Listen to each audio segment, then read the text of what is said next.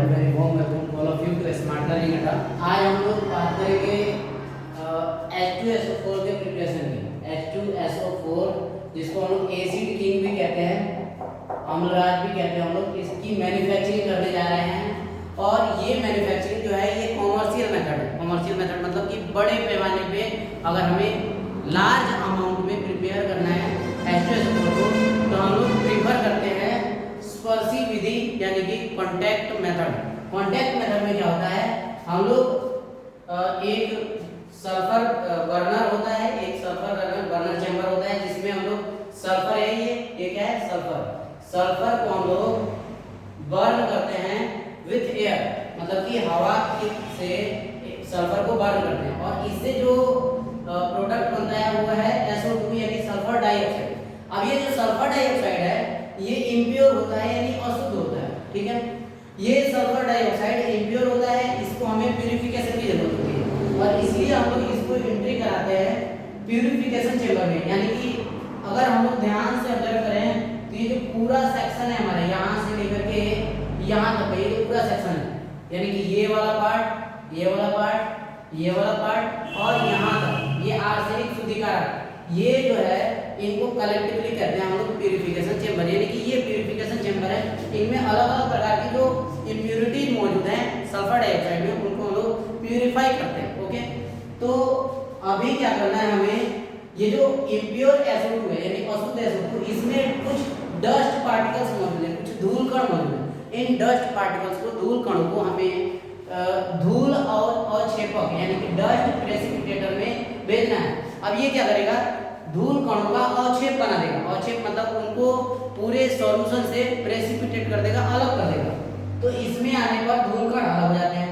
अब इसके अलावा ये डस्ट प्रेसिपिटेट करके इसको अगले चैम्बर में ट्रांसफर कर देता है, भेज देता है। अब ये अगले चैम्बर में क्या होता है, इसको जल के फुहारों से धोया जाता है, साफ किया जाता है SO2 को। तो यहाँ पे SO2 को जल के फुहारों से, यहाँ से जल का फुहारा आ रहा है और इन फुहारों से SO2 को धोया जाता है।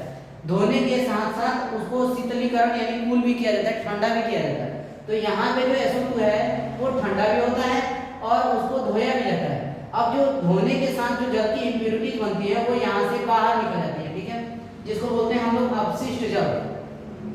इसके बाद क्या होता है दोस्तों, इसके बाद से ये जो हमारे पास ठंडा हुआ SO2 है, तो यानी कूल्ड SO2 है, वो अगले चैम्बर में ट्रांसफर होता है। अब क्या होता है कि ये अगले चैम्बर में इसको सुखाया जाता है, इसको ड्राई किया जाता है। तो इसीलिए इसको बोलते हैं हम लोग ड्रायर चैम्बर यानी कि शुष्क चैम्बर, या इसको हम लोग शुष्कन मीनार भी बोलते हैं, ठीक है। इस मीनार में हम लोग कंसंट्रेटेड H2SO4 यानी सांद्र H2SO4 को ऊपर से फुहारों की तरह गिराते हैं, जिससे क्या होता है SO2 सूख जाता है। हमें पता है कि जो H2SO4 है एक बहुत ही अच्छा डिहाइड्रेटर है, यानी कि एक बहुत अच्छा निर्जलीकारक है, ये निर्जलीकरण कर देता है इसका। अब इसमें H2SO4 का फुहारा गिरेगा जिससे ये डिहाइड्रेट हो जाएगा। फर्दर ये जो डिहाइड्रेटेड SO2 है ये अगले चैम्बर में ट्रांसफर होगा। अब क्योंकि ये जो डिहाइड्रेटेड H2SO4 है, सॉरी SO2 है, ये इसमें आर्सेनिक नामक इम्प्योरिटी रहता है, आर्सेनिक, ठीक है। ये क्या करता है, इसको जहरीला बना देता है। तो ये जो आर्सेनिक नामक इम्प्योरिटी है ये आता है आर्सेनिक शुद्धिकारक यानी आर्सेनिक प्यूरिफायर में, और ये क्या करता है, आर्सेनिक को इससे अलग कर देता है, ठीक है। देखिए अभी तक हम लोग केवल इसमें इम्प्योरिटी जो मौजूद थी उन्हीं को सेपरेट कर रहे हैं, ठीक है। तो यहाँ तक हम लोग आर्सेनिक को अलग कर दिए, यानी यहाँ तक हम लोग प्यूरिफिकेशन का केवल काम किए हैं। अब आगे क्या है, प्री हीटर है। प्री हीटर का काम क्या रहता है, ये जो प्यूरिफाइड यानी जो आर्सेनिक से जो आर्सेनिक लेस SO2 है उसको गर्म करता है, गर्म करने का काम करता है, और गर्म करने के बाद इसको ट्रांसफर करता है कैटालिटिक चैम्बर में।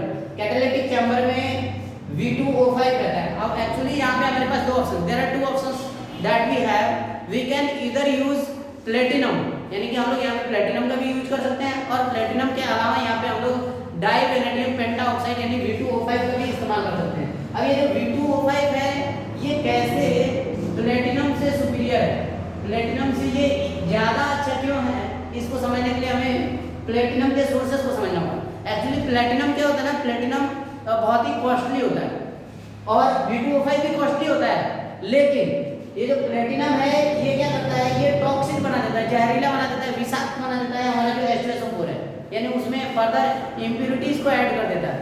और जो V2O5 है ये उसको जहरीला नहीं बनाता है, उसको विषाक्त नहीं बनाता है।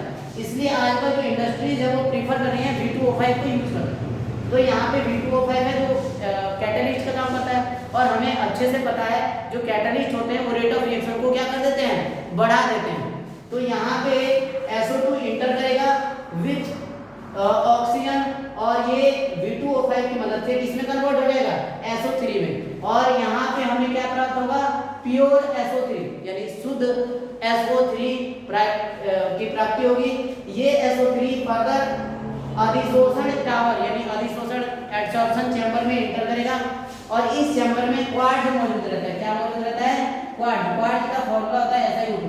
इसको हम लोग सॉलिड चैप्टर में पढ़े थे। ये एक क्रिस्टलीय ठोस है और क्वार्ट्ज क्लास एक और क्रिस्टलीय ठोस होता है। जस्ट एक रिमाइंडर था आप लोगों के लिए। तो यहाँ पे क्या रहता है, क्वार्ट्ज रहता है, और ऊपर से H2SO4 की फुहारे गिराई जाती हैं। अब ये जो SO3 यहाँ पे इंटर करता है, ये क्या होता है, SO3 क्वार्ट्ज पर अधिशोषित हो जाता है, माने चिपक जाता है, एडहेरेंट हो जाता है, और ये SO3 क्वार्ट्ज के सतह पर चिपक जाता है और H2SO4 भी चिपक जाता है। और हमें पता है अधिशोषण के बाद जो सतही यानी सरफेस कंसंट्रेशन है, यानी सतह की जो सांद्रता है वो इंक्रीज कर जाती है, बढ़ जाती है, और इनकी सांद्रता बढ़ जाती है, जिस कारण से रेट ऑफ रिएक्शन भी बढ़ जाता है। और यहाँ पे SO3 रिएक्ट करता है, यहाँ पे SO3 रिएक्ट करता है H2SO4 के बूंदों के साथ, और क्या बनाता है, H2H2O7। क्या बनाता है, H2H2O7, जिसको हम लोग कहते हैं ओलियम, OLEUM, जिसको हम लोग ओलियम भी कहते हैं, H2H2O7 को। ये ओलियम प्राप्त हुआ, अभी हमें H2SO4 नहीं प्राप्त हुआ है, अभी हमें अम्ल नहीं प्राप्त हुआ है, सल्फ्यूरिक एसिड नहीं प्राप्त हुआ है। सल्फ्यूरिक एसिड को प्राप्त करने के लिए H2H2O7 में जितनी मात्रा में हम लोग जल मिलाएंगे उतना ही वो डाइल्यूशन होगा, उसका उतना ही ज्यादा वो तनु होगा, और इस प्रकार से हमें इसमें जल ऐड करके यानी कि वाटर को ऐड करके H2SO4 का फॉर्मेशन हो सकता है। थैंक्स फॉर वॉचिंग हमारा वीडियो। अगर वीडियो पसंद आए तो वीडियो को लाइक करें, चैनल को सब्सक्राइब करें, और ज़्यादा से ज़्यादा वीडियो को शेयर करें ताकि बच्चों तक पहुंच पाए वीडियो, और वीडियो को पूरा देखें। पिछले वीडियो से जो रिकॉर्ड हमने प्राप्त किया वो ये है कि आप लोग वीडियो कुछ देर देख रहे हैं, स्किप कर जा रहे हैं। देखिए वीडियो आपके लिए बहुत हेल्पफुल है। अगर आप लोग वीडियो को ज़्यादा से ज़्यादा व्यू कीजिएगा, हम लोग और मोटिवेटेड होंगे और नए वीडियोज बनाएंगे।